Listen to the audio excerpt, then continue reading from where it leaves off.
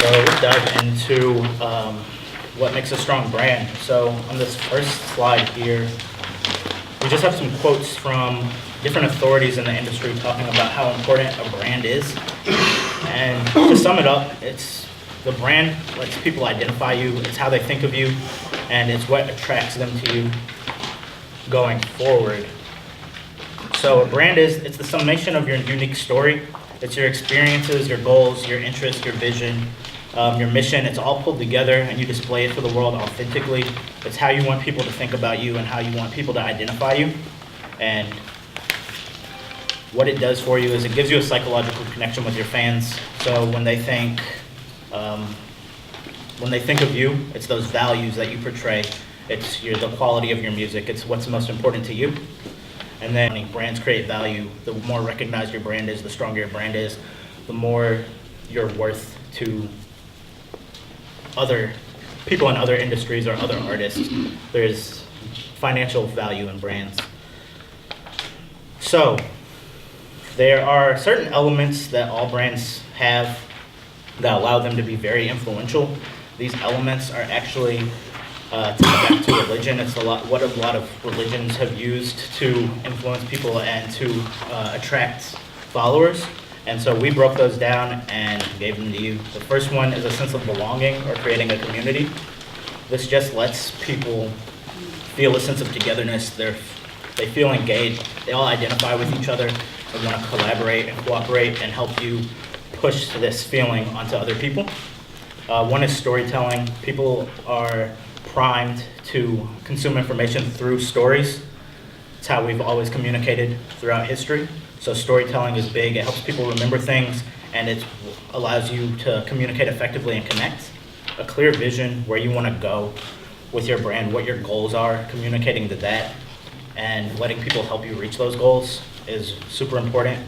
Rituals. This one's a bit tougher, but basically it provides a structure. When people perform this, they think of the brand, or if they're interacting with the brand, they do the ritual, and it just gives a sense of togetherness.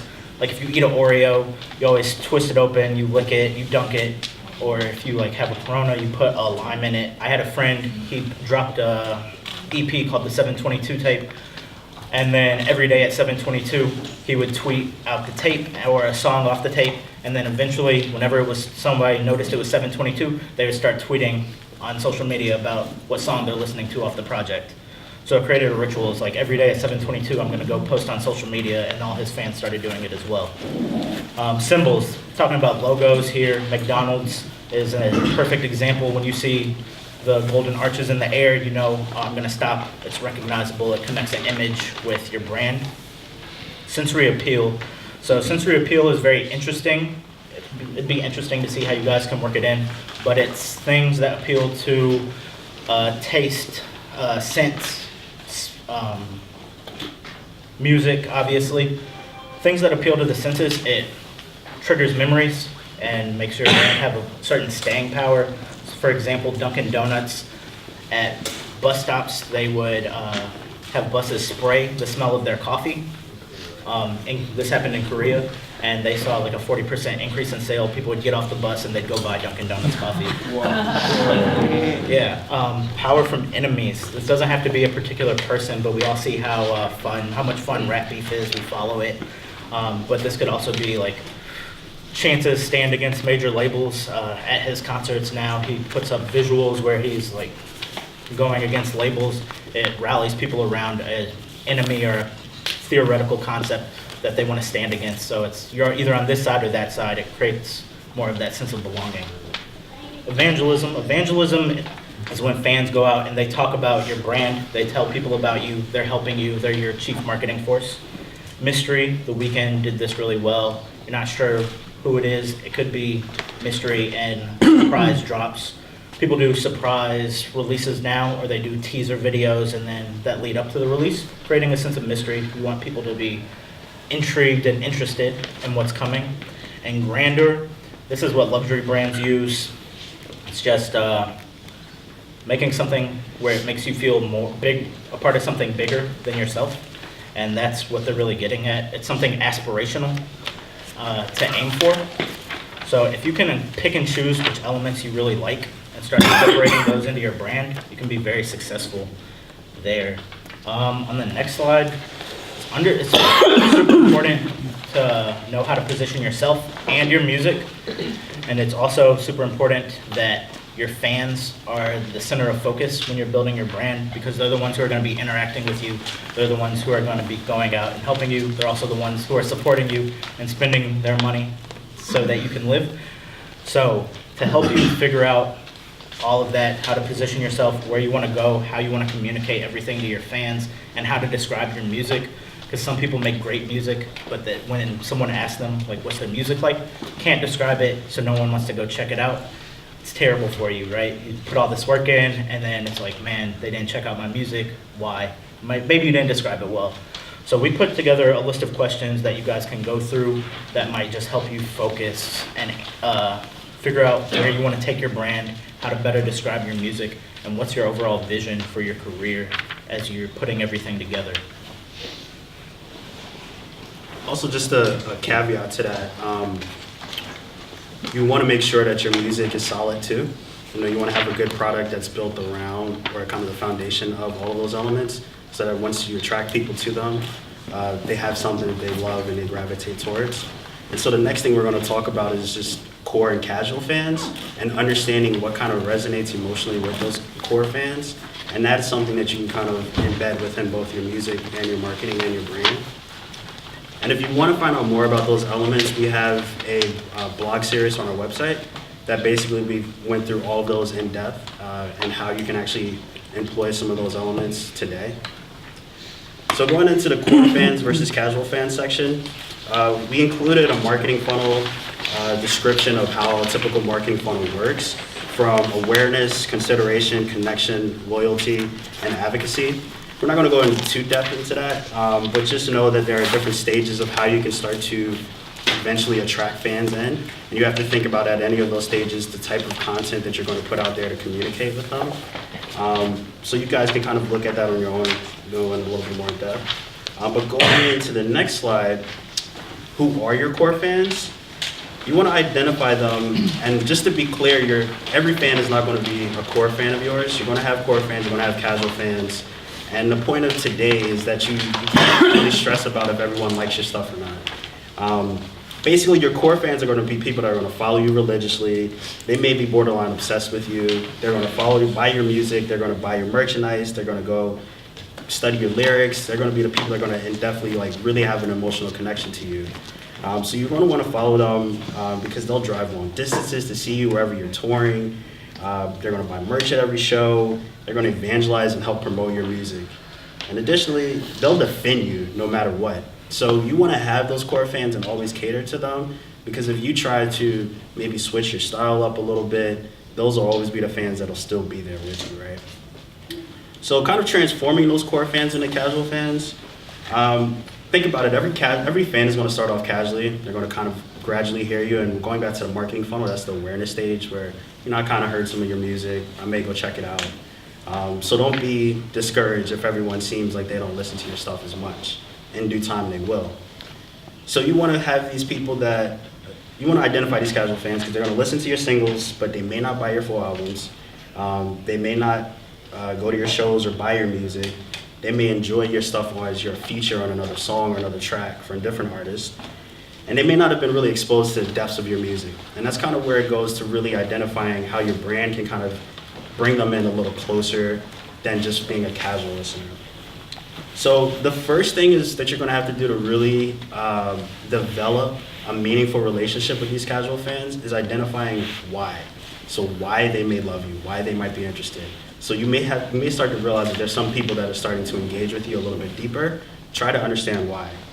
So we go to the next slide. It's going to be about deeply understanding what moves those fans to actually act. So some of you have probably heard about demographics, basically where people live, their race, gender, the basic details about them. In today's marketing age, that's not as relevant anymore. Yes. You can find that very easily with kind of your Facebook analytics and seeing who your fans are. Really what's going to be important for you to create a meaningful connection is a psychographic analysis. And that's really the practice of classifying them based on their attitudes, their values, what they're fearful of, and really knowing them as a person. So that's going to be a combination of both kind of qualitative data of like knowing what they're saying, what they're talking about on their comments and things like that, and also quantitative data, like the numbers that you see. So really the deep connection between art and marketing lies within an understanding of people and really what makes them tick. So you want to know the artists that really kind of identify this why tend to have longer, more sustainable careers. You know, someone like Kendrick Lamar kind of knows exactly the people that he's talking to, but also kind of makes his music a little bit more accessible for anyone to kind of jump in and join in on that conversation. So the why is really an ability to relate to people, but also you kind of connect with them on a higher level. So it's relatability that fans connect to, but also a level of admiration. So they admire you, they look up to you, they kind of want to be like you in some way, shape, or form, but at the same time, there's a small little bit that they relate to. And those are going to be the values and the why that you identify with, and incorporate that within your music as well as your branding and how you talk and connect with fans. So some of the things you guys can do to actually understand this why is to engage and talk to them. You'd be surprised how many artists do not do this. They go to a show, they perform, they leave, they get paid. You want to stay and talk and interact with your fans. You want to find out, stalk them, look at their profiles, see what they're talking about on their social media feed, because there's probably things that relates to some of the stuff that you're passionate about that you can amplify within your content. So you want to look for patterns of what's really resonating with fans. If you post something, you post a few selfies a day, that you post some kind of inspirational quote, and they have a deep reaction to it, you might be onto something. You want to see which fans are coming out to multiple shows. You may have that one person that's always there. Talk to that person, acknowledge them, find out like, hey, what is it about me that you like so much? Why do you keep coming back to my shows? And then you want to start to document these insights. You can have these conversations, but if you aren't taking a lot of this information down and kind of mapping it out, it kind of goes nowhere. So your fans are really going to tell you, like any type of product you put out there, they're going to tell you what they want. And so you want to make sure that it kind of molds into that. So some of the things to consider, it's important to understand how your fans listen to you too, not just why they listen to you. So you want to kind of understand the role that music plays within their lives. Some people may listen to your music when they go to the gym. Some people may be sad and want to listen to your music. If you understand when they listen to it, then you can kind of make sure that you're making the right music with the right mood, both lyrically and kind of the way you organize your music and the way you put your content out there. You want to understand how they listen and the activities they like to engage in while they're listening. So I'll kind of mention if they're working out, if they're going to work, they need a little bit of motivation to handle this presentation that they have to do. You want to kind of identify that. You also kind of want to see too, if you put out any type of behind the scenes material, whether or not they engage with that. If you have something of you kind of in the studio, working on something and kind of sharing a track or giving some behind the scenes stuff, this will help you kind of see what kind of content they may actually be interested in. Some people may be very deeply interested in that type of stuff. And if they are, those are the type of people you also want to kind of dig into and understand what is driving them to find out all the behind the scenes stuff about your music. Another kind of pivotal point, and it's kind of tough to figure this out too, but it's also just paying attention, is understanding how your music makes them feel. This can come from those conversations you have with artists. This comes from looking at your YouTube comments. There's going to be a lot of craziness on there when you look at your YouTube comments, but there's going to be some nuggets of information. Somebody might be like, hey, you saved my life, which is extremely drastic, but music can have that profound effect. So you want to see how your music makes them feel. And then finally, you want to make sure where to engage them. There's a wide variety of places where you can talk to your fans. You can talk to them on social media. You can talk to them in email. Your fans might like to get text messages from you. You never know until you start to kind of understand what's the right area and then hone in on that. You don't want to draw yourself like too widespread. You want to make sure you're talking to them in the right places. Finally, after you kind of gather all that information, you want to start to segment your audiences so that you can like really communicate to them effectively. You guys can kind of do this on your own by looking at this, and the sheets there will kind of give you a guide for how to do this, but you want to start to divide your fans up into different personas. You might have core fans that all share the same values, but they come from different religions, they come from different parts of the world. You want to really kind of categorize those fans. And then also you still want to identify the casual fans too, because you want to figure out how you want to engage them as well. So some of the things that you want to kind of know about them is kind of give them a kind of persona name, some key different demographic details about them, their motivators, what drives them to your music, key takeaways, and just kind of be more strategic about that and keep those personas in the back of your mind when you're putting out information for them. Yeah, and the most important thing on that one is the motivators. That's what's going to spur people to action. That's what's going to get them to listen to your music or go buy your stuff. So if you understand that, and it's usually their values or like what they're afraid of or what they're looking for, and we put some examples on that slide as well, that's what really gets people going. Yeah. And that connects back to the psychographic information. So to just wrap up that point is you want to make sure that you're focusing on the emotional drive of your fans, like what is really driving them to your work, to act on it, to listen and engage with it, and understand their attitudes and beliefs, because that's really going to help you kind of figure out how to connect with them. So the next section is going to be about building a community, and this is building off of that idea of identifying those core fans and knowing exactly kind of what drives them in the attitudes and beliefs. So the benefit of having a community, and this is actually one of those elements of a brand that we were talking about. So a community can generate a strong sense of loyalty from your fans. This is really especially the case when they feel included and a part of that community and they're able to engage with something, the brand or yourself, and it makes them feel like they're a part of something much bigger.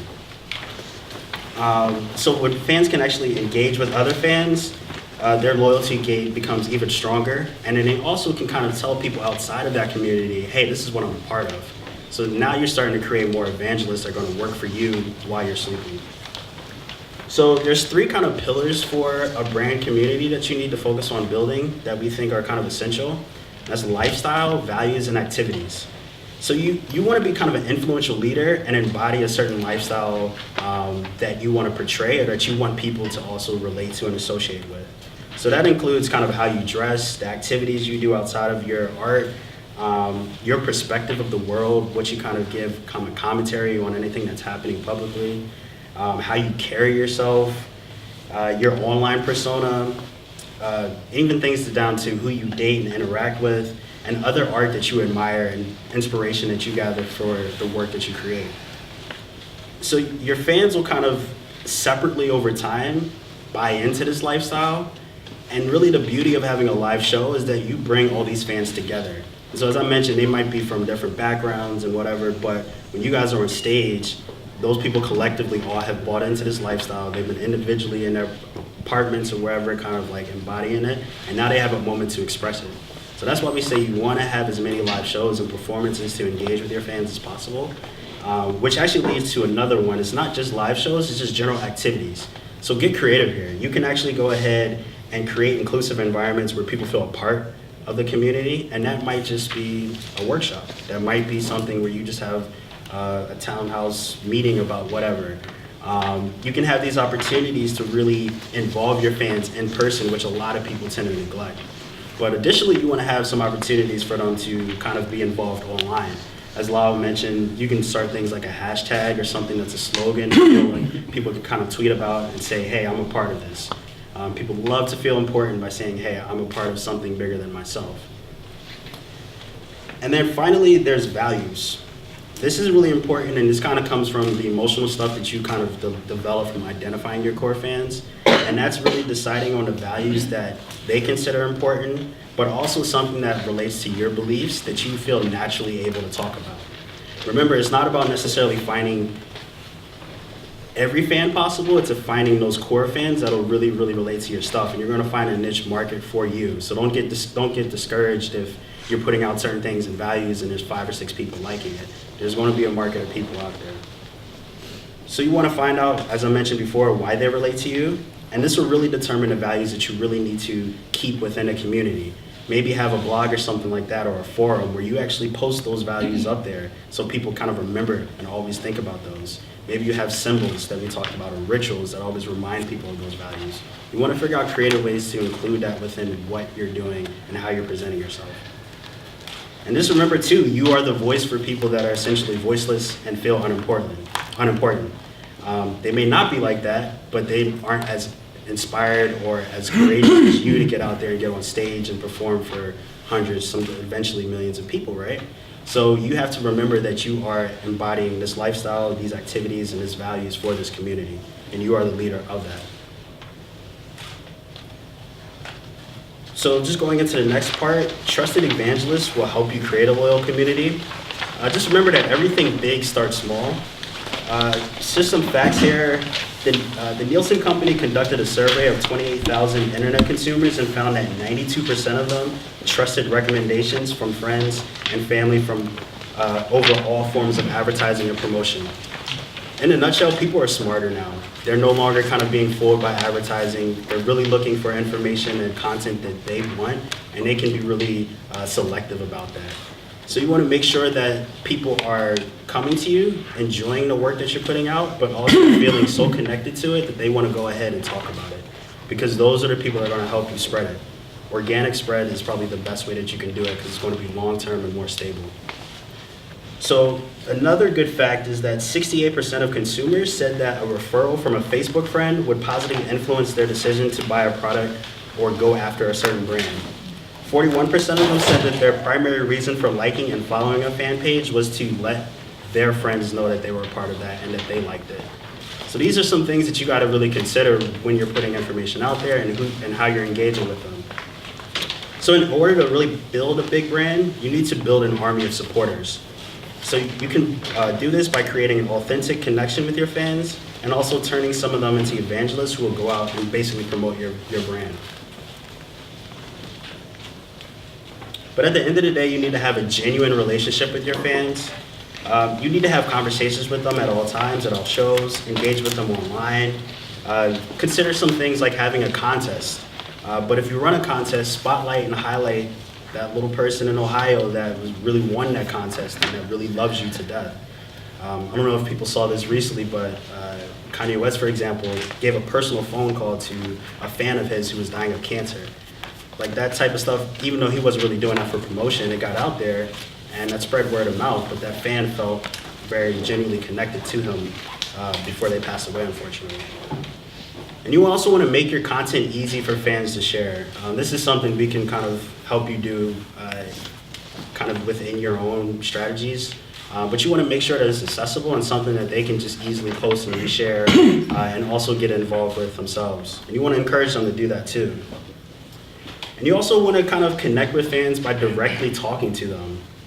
You don't want to kind of talk generally. You want to basically use words that make them inclusive, make them feel included. So you want to use words like you or we. If you are sending emails to people, directly address their names in the emails. Like I said, make them feel like they're a part of something. And you also want to be authentic and vulnerable at all times. For any artist, you're speaking on behalf of those people. So they want to feel as if you're being vulnerable and you're being authentic in how you're presenting yourself.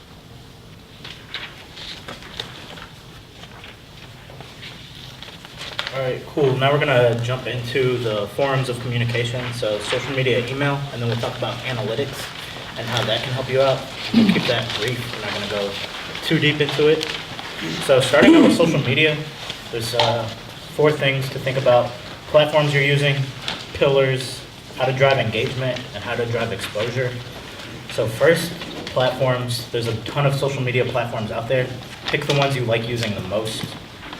Also think about which ones your fans like using. As we mentioned earlier, you're talking to your fans. You're figuring out like what platforms they like to use, whether it's Instagram, Twitter, Facebook, etc.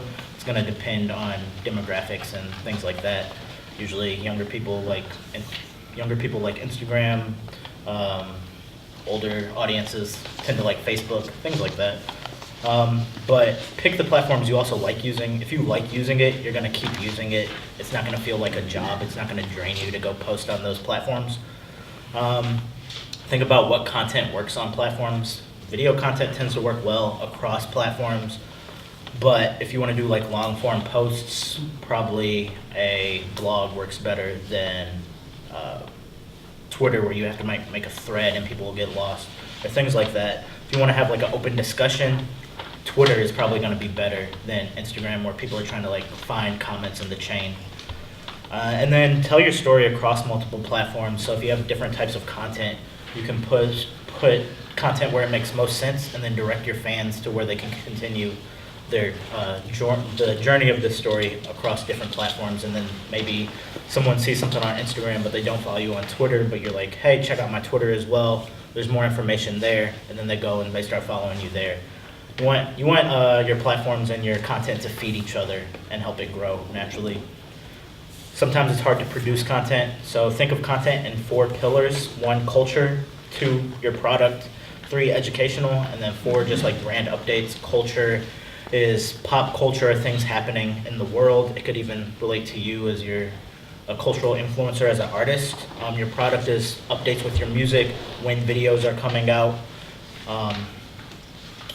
what merch is, where people can find merch, or your merch designs, letting people know about that. Educational, this is just if you're teaching something, maybe one day you're playing guitar and you're like, hey, I'm gonna live stream how I wrote this song or how I came up with the chords for this song, and now you're teaching your fans about a little bit about that. And then brand updates, this might be, hey, here's what's coming out, here's just an update on what's going on in my life that I just wanted to share with you guys. And then think of your content on what value it's going to deliver, whether it's entertainment value, educational value, or inspirational value. If you can think along those lines, you can probably produce very effective content. And then you want to drive engagement. Engagement is what matters more than people actually seeing your post. If people just see your posts, they're not going to remember it, but if people are engaging with it, if they're liking, they're retweeting, they're talking to you, then it's much more valuable. So go deep on your relationships, DM your followers, anyone who like is interacting with your content a lot, DM them, get to know them a little bit better, visit their pages as we mentioned, respond to their comments, like their posts, and then thank them for likes and shares. They're helping you spread your message, they're helping you spread your word, spread your music, so just drop a thank you. Interacting with people one-on-one, giving them shout-outs, that goes a long way, it makes people's day. And then some types of content you can create to drive engagement. Like you mentioned, behind the scenes content, give people exclusive access to stuff. Maybe everyone who goes in, maybe you post a tweet, everyone who goes in, gives their email address, gets a track before everyone else, or something like that. Give them exclusive access for actually interacting with your stuff. Or if they retweet and like a post, or if they share a post and like it, then they're entered into a contest as well, or you'll send them a code for a discount on merch, something like that. And then pose questions, start discussions, and then, as I mentioned, quizzes and contests. That's a big way to get people involved in talking. And once people are talking, it triggers the social media algorithms, and then that's when your posts become visible to other people who may not follow you already. So that's what you're really fighting with social media, is how to get seen from the algorithms, and algorithms are king and on how much engagement posts are getting, because they figure the post is high quality if people are engaging with it. And then finally, exposure. You're creating all this content, you want people to see it. Try Facebook ads. Facebook gives you a huge amount of interest to target. As you know your fans better, you can select single interests that you know will resonate with them, rather than just doing a spray and pray approach where you're clicking everything and then maybe something hits. You want to be very targeted so you're not wasting your money if you're running a Facebook ad. Like I mentioned, video content works super well. It's usually prioritized by social media algorithms. So if you're putting out videos, it's more likely to be seen. Share your content across platforms at appropriate frequencies for that platform until your returns diminish. I see a lot of people, they'll put in work, they'll create a video, they'll create a song, they'll create something, they'll post it when they release it, and then I won't see another post again. Post before it comes out, say, hey, I'm dropping something this day, look out for it. Maybe you have a teaser for it. Then when it comes out, hey, here's the video. Post that in the morning, in the afternoon, in case you missed it. Here's my video again, or here's my song again. At night, you're posting again. Because not everyone's on social media at the same time. Like I mentioned, the algorithms are gonna show them different things at different times. Keep posting until people don't engage with that post anymore, and post across different platforms. Twitter, you're probably gonna be posting a lot of stuff, so you can post a bunch about a piece of content there.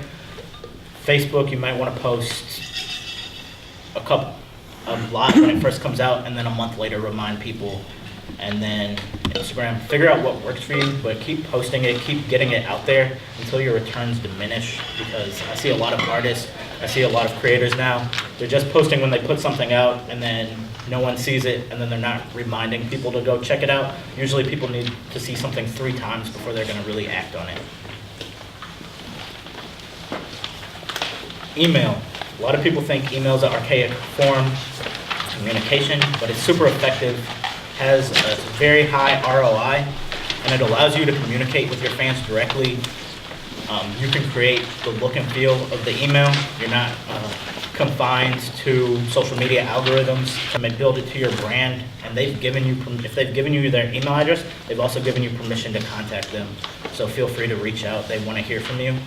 According to QuickSprout, which is a leading marketing firm, email subscribers are 3 times more likely to share your content across their social media feeds than if visitors from other sources. So if they gave you your email address, they're either interested or they're already engaged, and they're going to go share your content. Radicate, which is a market research firm, they said messages coming from email are 5 times more likely to be seen than anything you post on Facebook. So you're gonna get people seeing your stuff if you're putting it directly in their inbox.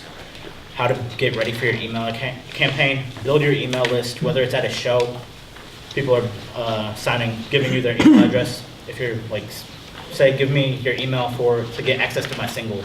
Give me your email to get early access to my merch. Figure out ways you can collect people's email addresses. Let's say your social media profile gets killed, gets deleted, someone gets angry at you and starts reporting you, and your social media profile goes away. That's a lot of relationships you're gonna lose, a lot of access to fans you're gonna lose. But if you have that email database, you still have it regardless of what happens. That's something you own. So you want ownership of these relationships. So build your email list. To figure out how often you're gonna send emails. You don't wanna flood anyone's inbox. That's a quick way to get them to hit unsubscribe. So figure out if you're gonna send them an email once a week with like a weekly update. Hey, here's what I'm doing this week. Here's what I have planned. Here's some inspiration for your week. Some people do once a month. Some people do quarterly updates, and then some people just send emails randomly. But if a fan sees that email, they know, oh, something big happened. Something big is happening because they took the time to email me. And then use a platform like MailChimp to send out your emails. You can upload the email addresses into those and then just do a mass communication. Don't try to sit there on Gmail and send out individual emails. It will be a disaster for you. Best practices for effective emails. Use strong subject lines. Include action-based calls to action. So like download now if you have something out and you want people to go buy it. Download now is a very effective one. Tells them exactly what you want to do. Don't use things like learn more. It's very vague. They're not sure what they're gonna be doing once they get there. So make sure it's like very pointed. Should only be 1 to 3 words for a call to action. Keep your message customer focused. Think about what they want to see, what's important to them, and communicate that. And then make it easy to read. Either use bullet points or block your text so it's not like one giant wall of text that no one wants to read. Even if you're like online and you see someone post a giant wall of text, you're like, I'm not reading that. But if you separate it into paragraphs and make it easy to read where you can scan it, people are more likely to read your email. And then analytics, using analytics to help you make strategic decisions. So there's so much data available in the world now, and you don't have to be a data expert to access it or to utilize it. So platforms give you dashboards, going back to email, MailChimp. After you send out an email, you can see exactly, it'll give you the names of who opened your email. It'll give you your bounce rate, your click-through rate, what links people clicked on, things like that. And it'll compare them against industry averages. So you don't have to know about email or anything, but to see if what you're doing is working effectively. And then you can make tweaks and changes if you're gonna try to increase what's working and what's not. So like, let's say you don't see a CTA not working, maybe you change the wording, and then the next week you send the email, your click-through rate goes up, now you're onto something. So it helps you know what you need to change, what you need to focus on to make better decisions. Spotify, if you're putting your music on Spotify, make sure you sign up for an artist account. It gives you an analytics dashboard. You can see where your artists live, who's listening to you, if they're saving songs, what playlist you're on, just different things to help you be more focused and how you're going to engage people. The Next Big Sound, which is connected to Pandora. Pandora owns that company. They have artist dashboards as well that gives you free insight to how your music's performing on Pandora. Sometimes they'll put your music up there. They want to test out different music, so they'll put it on Pandora, and it might be like the song of the day. But unfortunately, they're not going to ask you like what you want your single to be. They might just look at the data and be like, all right, we're going to go with this song, and it might not be your intended single. But it will tell you like who's interacting with your music. It'll give you more insight into who your fans are, how they're engaging with you, and you'll be able to figure out what content people are engaging is. One thing we did for an artist was we built a custom Tableau dashboard of their Twitter engagement, so we could see what time fans were interacting with their content, what days were the best for them to post, what posts worked really well, and just different information that you can pull off social media. Like I said, engagement is the key to getting your content out there. So figure out the times when people are, one, available and on social media and on the platform. So you can look at Facebook data. It tells you when people who like your page are actually on Facebook. And then you know, okay, my fans are all on Facebook at lunchtime. Let me queue up a post, so it posts, or when I go on my lunch break, make a post now versus 1 in the morning that no one's gonna see. And so it just gives you information to be more effective in your efforts to make sure they don't go to waste.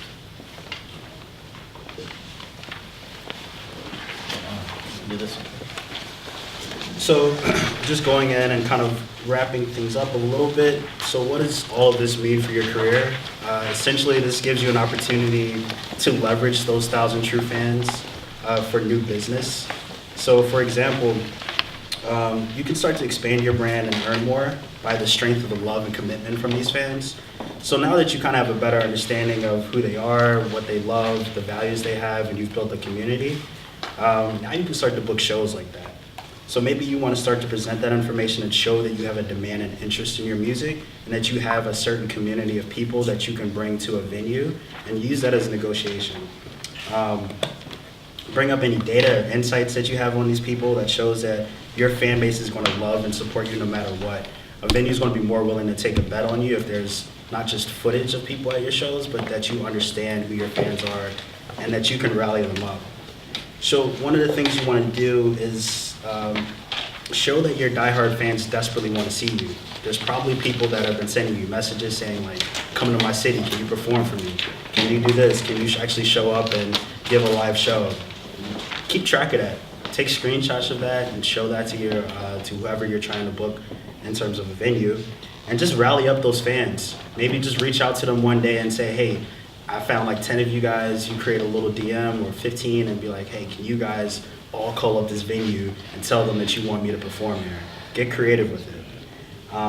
And as I mentioned, you want to bring footage from previous events, whether that's, whether you had 5 people there or 10 or 100 people. You want to continue to start to build up kind of progress that you're making. Another thing you want to be able to do, which is sometimes people are maybe not be thinking about right away when they're kind of an up-and-coming artist, but you're seeing this is really the ways that artists are making money, and that's securing brand partnerships and endorsements. A lot of people now are just earning tons of money by just being able to showcase that they have a community of loyal fans that they can market to authentically. So what you want to do is that prove that you can inspire those fans to action. So if you have something like a hashtag that you just tweeted out and 100,000 people are all tweeting the same thing, then you have kind of power and influence over people. You want to be able to show that those fans are coming and purchasing merchandise, that anything that you're talking about is also coming and showing engagement from them in very loyal ways. You also want to show that you understand the niche audience that you're talking to and you know what drives them. You want to be able to tell a story about the lifestyle and what aligns specifically with that niche audience. And you want to give examples of how you've authentically connected to those fans. All of this really kind of explains to a brand or a company that may endorse you or work alongside with you that you can easily and organically pitch that brand to them without it kind of being an interruption to those people's lives, but more kind of be a part of those lives. Because as I mentioned earlier, traditional advertising is something that's not as influential anymore as it would be as someone personally that you follow and support and look up to, promoting and encouraging you to go ahead and buy that. So some of the things that you want to remember is that no matter what venue or partnership you end up working with, make sure that the values of that venue or that partnership, or like the lifestyle or what they amplify with their own brand, relates to your fan base and your brand. You don't want things to kind of not map out perfectly, and you've actually go ahead and book the venue, and the venue is 21 and over bar, and all of your fans are teenagers. That's not going to work, obviously. That's an easy logistical issue there. But it could be just an environment that's not suitable for them. Or you might be promoting a brand that doesn't make any type of sense with what you're preaching in your songs and your Facebook posts. And so you want to never stray away from the core values of your mission that initially kind of becomes the glue for your brand as well. So independence can eventually be very lucrative. We have just kind of pictures of Chance the Rapper, Nipsey Hussle, Dom Kennedy, Macklemore, some people that have had success with independence because they've incorporated these values and these things within their brand and created a community of people that are diehard and loyal to them. Yeah, I'll just tell a quick story about Nipsey Hussle. So 2013, Nipsey Hussle really took this to heart about interacting with his true fans. He put out a $100 mixtape, printed 1,000 copies. He sold all 1,000 copies. That's $100,000 in a day that he made. And he also was like, yeah, next week I'm releasing the music for free, but if you want the experience of like buying my album and supporting me, come out and buy it. He set up a pop-up shop, sold all his copies. But the thing is, he was like, yeah, the music is technically free. What these people are buying is the experience. I'm giving them notebooks where I wrote raps in. I'm giving them autographed pictures. I'm giving them tickets to a secret show.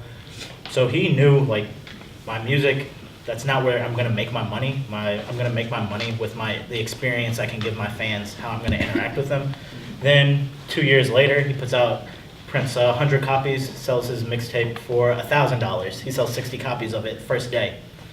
So he had a very engaged audience. Now he's partnered with Atlantic Records. He didn't sign a deal with them, but he has his own label, and he's using Atlantic to build up his own label, and he was able to negotiate very favorable terms that Atlantic doesn't want to release right now because he had this leverage. They knew that he drives his fans to action, and when he was able to negotiate to the next level, he had the power to do so. Chance, there's questions on if you can really call him an independent artist, but he is, but by definition, he's not signed to a major label, but he does have partnerships with Apple Music and other major companies that have people calling his independence into question. But he was able to do that because he had such a rabid fan base. Dom Kennedy has had a very long and successful career just by releasing music by himself. He was able to link up with people for distribution and get his music into Best Buy when CDs were still going. Now he just tours, is able to charge premiums for shows. Then you have Macklemore. Macklemore, technically independent. A lot of people don't know it. They want to know how Thrift Shop and things like that blew up. He was able to leverage and negotiate a deal with a major label, not to sign him, but just to promote his single. So that's how he was able to get it on the radio, and he was able to leverage and negotiate that because he had backing from fans. He had the negotiating power to do so. So he didn't have to give up his independence, but he was still able to have the power to negotiate and influence how a major label is going to support him and get resources he didn't have. Then there's Ari Herstand here. A lot of you know him. He has the website Ari's Take. And then Tech Nine has been touring for years. I think he's been independent for 20 years. He makes tons of money a year, loyal fan base. People come out to his shows every year. He knows exactly who his audience is, and he's a very niche artist. He makes like horrorcore rap. He does double time flows, things that don't appeal to everyone, but he's been super successful doing it. So independence can be lucrative if you know who your fan base is, how to connect with them, and what kind of content they want. And then loyalty is lucrative if you do want to partner with people, if you do want to negotiate that major deal.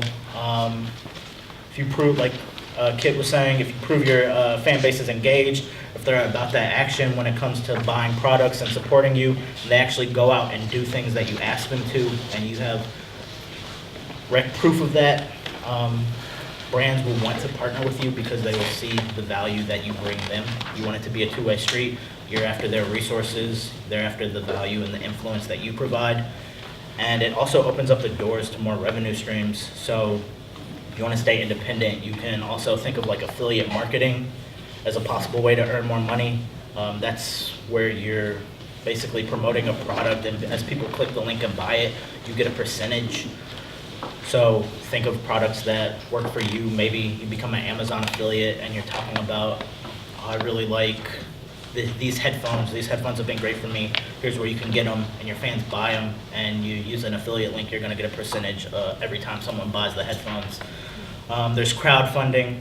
If you wanna start a new project, but you need some money, your fans will rally around and give you money there. There's Patreon and subscription services. This is for people who are prolific in creating content, or people who have a huge back catalog of content. It's perfect for them. Like, for example, Currency, he puts out so much music, it would be smart if he decided to do a subscription service where people pay each month because they know a product, music's gonna come, and they have access to his backlog. So Bandcamp has actually started offering that for artists. Patreon is a hybrid between a subscription service and crowdfunding, where people support you each month. They take some monthly donation from them, and then you use that money to create more content to deliver them. And then based on what tier of donation they're giving, you can give them different access to content. So those are things to consider. The better merch sales, you'll have better shows. One thing you guys can try out is virtual concerts.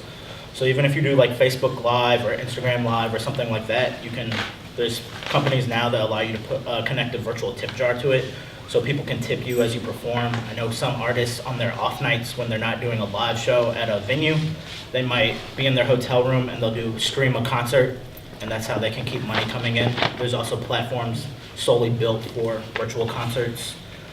Sync and direct licensing, that's getting your music in on TV shows and video games, things like that. It's a bit harder to do. It really comes down to relationships, but if you're in demand, people might reach out and say, hey, we want to use your music.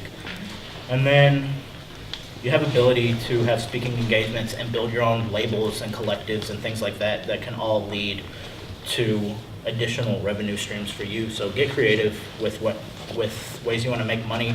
Doors will open up, opportunities will present themselves that you never even thought of if you have an engaged fan base. And then go over some next steps that you guys should run with right away, and then we'll wrap it up and open the floor for questions. Yeah. So next steps, now that you guys have this handout, you can always refer to it. So what you want to do is start to answer some of those branding and vision questions first, so that you can complete your own brand brief as well, so you know what your brand is. Yeah, and if you didn't get a brand brief template, feel free to grab one. And that might be something that don't feel like you're married to that idea initially. It's going to be something that's going to be a working progress for you. So you want to kind of revisit that over time. But ask yourselves those questions so you can kind of have an identity to start with. Then start identifying core and casual fans. If you put out music there, you can probably start to see, who's engaging with your stuff now, and start to think about those things and start to categorize who those people are. You want to start to do some fan outreach. Get some activities in the mind of the intention of actually going ahead and creating those people into actual evangelists that'll help promote your brand. And build a community. Take the steps that we kind of put in there on how you can start to build a community, deciding on your lifestyle, your activities, the values of that community, the elements of your brand that you want to kind of embody throughout everything there. And eventually over time, you want to leverage analytics and social media that you're kind of developing over time and looking at that data. I would definitely suggest, if it's something that you don't necessarily have the time to, you can kind of get high level views of some of those things, but you may want to bring someone in, a friend, manager, anyone that you know that kind of knows how to tell stories from data to kind of map out that stuff. We also can help people with that as well. But definitely, if you guys have any interest in any type of personal coaching, working with us personally to help you kind of build out more tailored strategies for yourself. We've left our emails there if you want to kind of do that as well. And you can check out our ebooks online. If there's any topic in here that you found interesting, we go into those very in-depthly. The first book that we had was pretty much like how do you develop a brand, kind of high level, establish things. The second one is, okay, how do you use content marketing to actually build that fan base, kind of building off of the content here. And then the final one is all kind of more, how do you monetize and actually develop that into revenue strategies? And there's a wide variety of ways, and we give a lot of good examples of how to do that, and just ways that you can start doing it today. You know, a couple people in here have read the book, so feel free to find them and ask them their thoughts as well. Because it's one thing to hear from us, like we said, it's good to hear from people who've actually experienced it as well. And then last thing, keep coming out to Balanced Breakfast. We have these every month. We'll join the Facebook group so you can know when the event is. And then starting next week, we're gonna have open office hours in the coffee shop out at KAXP. So we'll be here. If you have questions or just wanna come talk to us, feel free to drop by. We'll answer your questions. We'll do consultations, things like that. Those will be free and open office hours for a couple hours every Saturday. And you can email us too if you want to find out more details about that. But yeah, thank you guys for coming out to this. We left our information at the very end if you want to kind of check us out and follow us or reach out to us for anything in particular. So what we'll do now is pretty much open the floor for any type of questions or anyone has any thoughts. I know there's probably a lot of thought leaders here that would want to kind of chime in on any of the stuff. We're open to any type of feedback there. If there was something that you think we could have touched on more, definitely feel free to let it out. Traditionally, Balanced Breakfast is more of a discussion-based group. So this was more kind of a workshop. Our company separately will have more workshops on more in-depth stuff from production, maybe photography, if anybody's interested in doing that. So just ways that you can kind of really develop yourself as an artist that's not just traditionally the business aspect. So I think you had a question. I know of a really good tool for kind of growing. I'm not sure if you guys covered it, but follow to download gates. I don't know if you've ever used that. It might not work for every genre. I make electronic music, and it works very well for that. You basically set it up to where it's a free download, but in exchange for downloading your music, they're following you on whatever social media you choose them to follow. Oh. Yeah, so What's that again? follow the download. ToneDen.io is the one I use. It's free. Yeah. And what it also does is it collects emails for you every time someone does that, so that then you can send those monthly. It's a really great tool, and I've had a lot of success using it. So I just kind of wanted to add that because it kind of fits into it. Yeah, that's good. Yeah. With any recommendations on, so like, reaching out to blogs, like I hear it's important to like try to like build relationships with like real bloggers and like maybe get their information. And there's a lot of like sites that will like say, oh, we'll scrape data for you and get these bloggers' emails. Do you think that's a good strategy, or will these bloggers just get annoying? So it depends how big the blog is. There's a website called Submit Hub where Yeah. you can put your music on there, and I think you like put a budget, and then they send your music out, and if a blog wants to post it, they have to give you feedback as well. Oh. And if they don't want to post it, you get your money back, but it just sends your music out and gets it on different blogs. A lot of blogs tell you what their submission process is. Don't try to circumvent it and blow them up. They're probably getting a bunch. I know Two Dope Boys, which is like a traditional, very like well-known hip hop blog. The creator of that and like the guy who runs the blog, he's always on Twitter complaining about, yo, follow the submission process that's outlined on our site. Don't find my personal email address and hit me up because I'm not gonna post your music then. So if they have a submission process, follow that. Try to build a relationship with them on social media maybe instead, but definitely don't overwhelm them with emails. There's probably tons of artists just like you trying to get their music seen, but if they start recognizing you on social media for following them, interacting with their content, engaging in discussions, then they might be like, yo, I see your email, let me check out your music. So it's just building that relationship, and you have ways through like social media, submitting through the proper process through email. I know Pigeons and Planes, they did a guide on submitting music a couple years back, but it's probably still relevant. Have your electronic press kit as well, so you can give an overview of what's important to know about you, and then send them the right files or SoundCloud links or whatever format they ask for. don't make them work to listen to your music. Make it easy so that they're not taking their time once they open their email. Yeah. Yeah. I've seen your books online, Yes. and I'm interested in purchasing them, but everything is so nebulous and changing all the time. I was wondering if you update those books when there's new information, or... Yeah, so they're pretty recent. We just put them out last year, so Okay. they're like still current. Yeah. We probably would give you guys an update if we're going to release new ones. We have more coming out on just more advanced topics, but these are like foundational things that should be pretty evergreen for a while. But as we learn more, and then as things change, we will go back and update them. And something we can definitely consider is like if you bought it recently and all of a sudden we put out a new version, we'll just email you the latest one so that you don't feel cheated or anything like that. Yeah, and afterwards too, please come sign up, get on our email listserv. Just put your name, email, that information, and we'll just keep you updated on that. Also say too, our blog, we try to keep as much up-to-date stuff on there as well. So if there's something that happened recently or new development, because this stuff is always changing anyway, we want to try to get that as updated as quickly as possible. So. Thanks. It's like, what is the noise complaints group, and what's your story kind of? What do you do, and how long have you been going? So essentially, like I said, we came from kind of non-traditional music backgrounds, but we're just diehard, passionate fans and kind of nerds about this stuff. But what we did was kind of decide, hey, we wanted to start writing these books where we take kind of marketing techniques, business techniques that we knew, and how artists can use those to help grow themselves. And eventually what that led is more kind of consulting services where we can help people personally develop strategies, creative strategies that helps them engage with those fans and really develop into something that's more of a platform and community, kind of what we're talking about.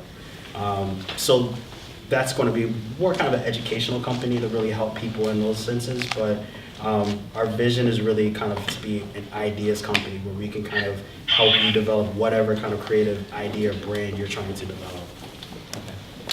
And are you to the, like, Yeah, we're the founders. So my background is in strategy consulting, so I work with like Microsoft and companies like FICO or Amazon or whoever, and I do a lot of like marketing operations, marketing strategy.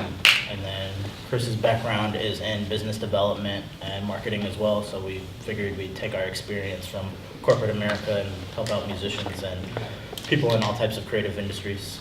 Okay. I think I saw another question.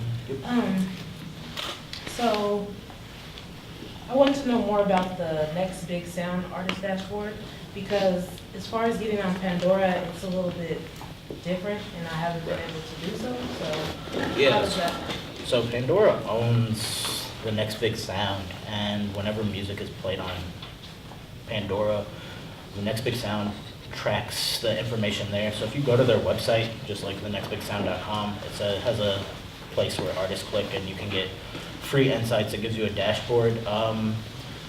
Your distribution company, if you're using like CD Baby or something like that, they can probably get your music on Pandora as well. So I would definitely check them out. But yeah, the Next Big Sound is a basically Pandora specific analytics dashboard to let you know who's listening to your music, how your music's performing on their site. I think SoundCloud probably has one if you pay for like the premium version. Spotify has one. Most of the companies now have some type of analytics dashboard. If you are comfortable in Excel or you want to use like Tableau or something like that, you can download spreadsheets from Twitter. You can download them from Facebook or different social media sites and throw that in Excel and manipulate the data, but they have basic dashboards on there as well. Instagram, if you set up your profile as a business profile, you can get Instagram Insights on your phone. Unfortunately, they don't have a desktop version, but basically anywhere that's collecting data is going to give you a way to view that data and The second part to that question, so I work with a rap artist here in Seattle, and we found that her social medias that really work are Instagram and Twitter, because she's really good at engaging. right. However, Facebook, because she has more of a younger audience, so those other sites really work, but I would like to know how can we engage more with like an older audience on Facebook? Because I realize that that's more of her audience on Facebook, but they only like, they don't really engage. Yeah, So so Facebook announced yesterday that they were making a change to the content that we're gonna show on people's news feeds, Yeah. where they're gonna show friends and families content first and foremost, and they're gonna deprioritize brand content. So the incentive to post on Facebook has lessened, but I mean, Facebook so how Facebook works basically is when you post something, it watches it for a little bit to see how much interaction it has. If it gets a lot of interaction right away, then it's gonna put it in more people's news feeds because it says, oh, this is quality content, people are interacting with it. I'm gonna show it to more people versus a slow build. It also prioritizes video content. Don't put the YouTube link or anything like that in there. Upload the video onto Facebook because then it's native and it's on their platform. That helps. And then as soon as you post it, go to like your personal page, tell all the people, go like this video on my Facebook page, share it from there. Tell people on those other platforms, yeah, I just posted this video on Facebook, and then go like it on Facebook, and then that will get it into other people's feeds because Facebook will say, oh, this is higher quality content. Let me show it to more people who might be interested. So what about paid advertising? Is that gonna change a Yeah, little bit? okay, since so I'm not- paid advertising, I mean, Facebook still has to make money. They still prioritize paid advertising over everything. Every social media marketing firm I've talked to says if you have the budget for it, paid advertising is the way to go. So definitely, if you're gonna spend the money on it, use video to do your paid advertising. Create a promotional video, run the ad, be very targeted to who you want to attract with it. If you try to make it too broad, people aren't gonna see it. But if you know exactly like, here's who I want to interest, or this is the audience I want to attract, like you said on Facebook, you want an older demographic. Like, I really want to attract that. Target those people with your Facebook ad and run it. You can select how much money you want to spend per day over a period of time, or you can just give it a set budget, and then it will probably rank it like, okay, here's who's paying this much amount now, you beat them out, I'll play your video over their ad or whatever. But Facebook ads are super important, and Facebook's probably making this change because brands were getting too popular by people clicking likes and giving comments, and so they want them to pay to promote that same content.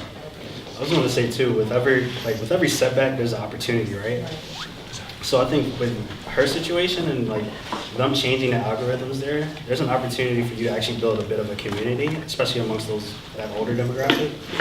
So you could possibly create a Facebook group, for example, and decide on kind of how she should talk to them, in what way. I don't know if there's a topic that you guys all kind of relate to, and she can just be like, hey, this is a group for venting about whatever.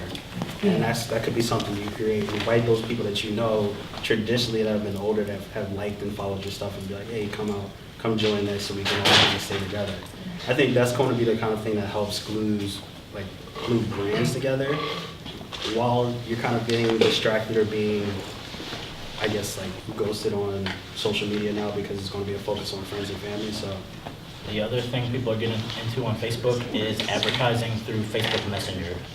So if you can figure out like how to leverage that platform, there's a lot of like social media tools that are letting you send mass messages through Facebook Messenger rather than trying to get on people's timelines. I would check that out as well. And just because I have some experience doing Facebook advertising, we were running campaigns with a $250 budget for spread out across 2 months. And if you want to hit a potential demographic, you can do all of that when you're sitting at their ad. So for $250, we had a potential audience of 2.5 million people, and on average, between 80,000 and 100,000 people are reached in these campaigns. So for only $250, you can reach a whole lot of people, and you can choose your demographic. So I actually think it's a pretty good deal. I'm more interested in the experience creating and event planning aspect of this, of branding, I guess. So do you have like some best practices for event planning or like best ways to get involved in that and create those experiences? Because that's, or those festivals like Insomniac, and like that's a huge deal and that's a really cool thing, and that's something I'd like to really get involved with. I was going to say, Tessa. Hey guys! You, hey girl. I'm here! My name's Tessa. Welcome. Thank you for letting me be late. Thank you. Events and community stuff is what I do. It's my jam. Awesome. I'm gonna talk to you in a second. Yeah, if you want to just like Yep. afterwards Yes. talk. Yes. But with the community aspect of it, What was your question? Sorry, let me. I'm super interested in like that experience planning and experience creating. Experiential part of marketing. it, part of the whole brand. And so I just want to know either some best practices or like how to get involved in it and like who to talk to. You clearly. Honestly, it's all about networking and like basically communicating with whoever you want to be involved with. So Insomniac is great. They do a ton of stuff nationally. There's also Superfly that does a ton of stuff. These are all music festival production companies. Yeah. What I think is the easiest way is to really find out who's in your community that you want to either work with.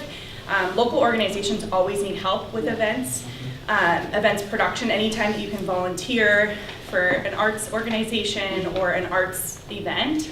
I think those are really good ways to kind of not only understand each person does it a little differently, but also what the goals are behind it. It's all about your audience. So if you have an Insomniac event, it's gonna be a lot different than like Capitol Hill Block Party. You know, it's gonna be different, maybe a little bit the same, but I think start going online, looking to see who you wanna get involved with, some events that are happening that you can either volunteer for. Everybody always needs volunteers. So while it's free, it's getting you free education and free networking. I'd say that's the first thing. And then also, like, if there's any cool people here that you want to network with and just say, hey, I'd love to help you host a launch party or whatever that is. Cool. That's super helpful too. I hope I answered your question. No, thank you so much. In our books, we also we do some case studies on like people who did some like very interesting marketing campaigns to promote like real live events. Cool. I think, that's in the ebook you said? That's one of your books? I think it's in the second one, but I can tell you afterwards. Great. I can confirm. But yeah, I know Bogey back there was interested in some of the case studies for promoting events as well that we included. Got him and then you right after. So you got a question? Oh yeah, so this was going back to her talking about Facebook. Yeah. Because when you said, oh, they're prioritizing family and friends. So like, I don't know if this would be good, but it's an idea I had. Create a separate personal Facebook page, but it's not you, it's your artist persona. And then only add people that are like interested in the artist persona there, and only share stuff related to the artist. Yeah, you could do that, but they cap your friend limit when you're at but like this would be, you're engaging only with the 1,000 core fans. Right, yeah. And they're the only ones that are friends with you. You also see like a lot of people changing their names on Facebook to their artist name. Like Yeah. they'll just change their name. Yeah, you can do that. Definitely a way to do it. And then Facebook groups, same thing. But yeah, changing it, having a personal profile for your core audience, a Facebook group for them all to interact is just as effective as well. So there's a couple ways to go around it. And then you and then you. What is your opinion on like buying into events? Like when a big artist comes to town to Seattle, let's just play the Showbox, and you want to buy them as an opener. Obviously, Seattle has like a notorious, like they have 7 openers and there's a headliner, and people miss like 5 4 openers. Or if you want to buy on the headliner, so do you have any experience like on like I guess like the return fans come back? I mean, the exposure you get.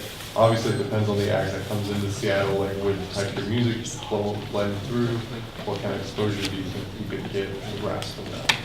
And there's definitely an element of it that works, especially if you know who their fan base is and it aligns with your fan base. So you could try that, but we were in Atlanta a couple months ago and this label was talking about how they broke a couple of their artists by leveraging like the headlining act fan base. So one thing they did was Childish Gambino was performing and their artist was Rory, and they were like, oh, similar fan base, here's what we're gonna do. We're gonna pull, when everyone's leaving that event, we're gonna pull up in a truck and we're gonna open up the truck like a moving truck, like a U-Haul. We're gonna open it up, have speakers going, he's gonna give a concert while everyone's leaving, and we're gonna get all his fans to see our artist perform for free. And so, yeah, leveraging other people's fan bases, super important. The return, you gotta know if it's a hot act, yeah, definitely. If it's like a smaller act, then you all know people are only gonna come out to see that one act. They're probably gonna text their friend, hey, what time do you go on? Okay, I'll be there for that. I saw a show recently where people came, they saw their friend perform, and they all left. And then the next act came out, and half the people were there that they were expecting. So know the act, know like the lineup, see how well it aligns to you, and then make your decision based on that. But yeah, I would definitely like discover it. And then if you have a relationship with like the headliner or some of the other acts, or you know like some of the other acts, build a relationship with those people. So when they finish, they can be like, yo, stay and check out my man who's coming up next. And then that might help you out too, if you can figure out who else is gonna perform. Last question. Oh, I was just gonna let you guys know that on that Facebook tip that you guys were talking about with the change, switching over to focus more on friends and family, a great article came out this morning from SavvyMusicianAcademy.com about how to navigate some of these changes to get more engagement as a musician. So you're going to be looking for an article called "Are the New Facebook Updates the Apocalypse for Musicians?" And it will have some tips about how to navigate this new Are you Facebook. on our Facebook group for Balanced Breakfast? I am, yeah. Yeah. Would you mind posting that? Absolutely. That'd be great. Sure. It's kind of ironic Facebook posted it too. Yeah. Cool, thank you. Sure. So yeah, that's it, everyone. Thank you guys for all coming through. Like I said, normally.